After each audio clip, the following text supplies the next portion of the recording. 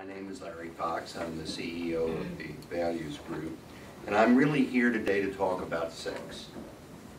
Now, of course, you don't believe me. It's Valentine's Day.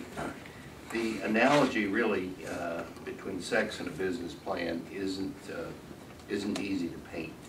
I say that simply to grab your attention because we know statistically within a group 80% of the people are tuned out. So if you say sex, you have 100% of the people tuned in. Now that I have your attention, let's talk about business plans. Tim made the remark, the bank has to believe. But what is it the bank has to believe?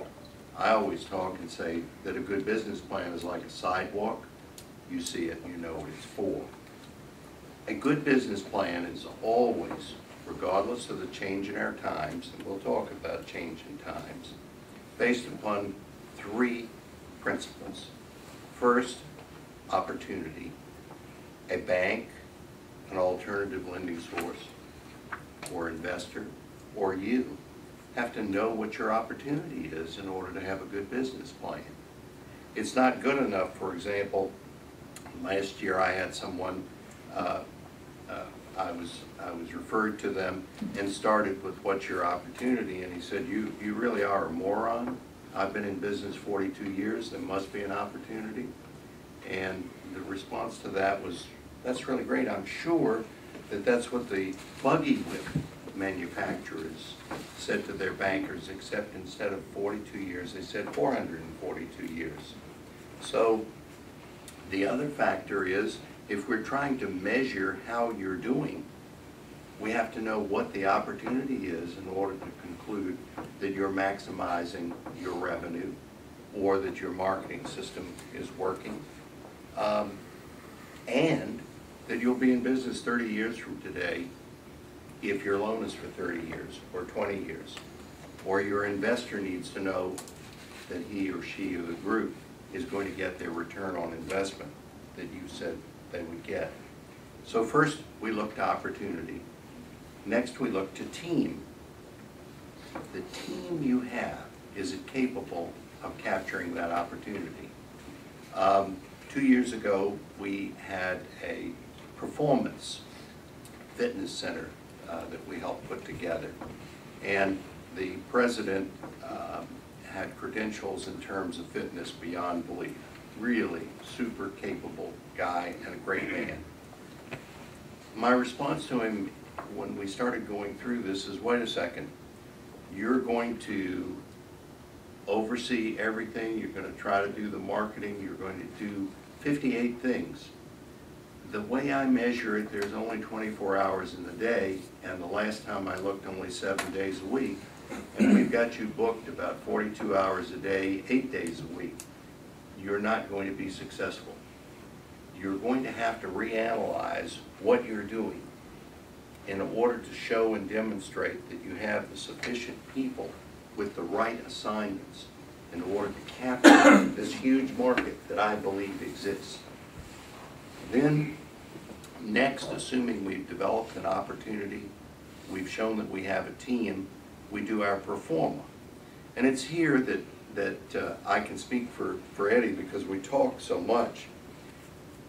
His criteria is not whether or not the math works. An Excel spreadsheet will make math work.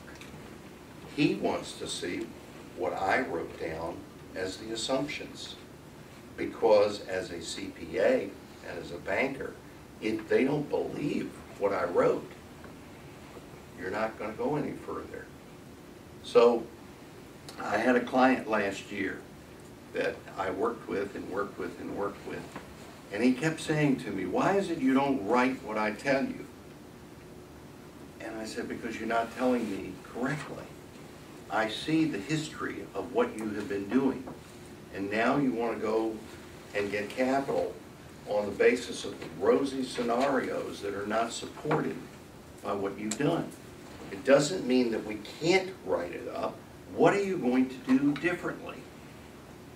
We've been dancing for 20 hours and you haven't told me what it is that you've learned from your failures.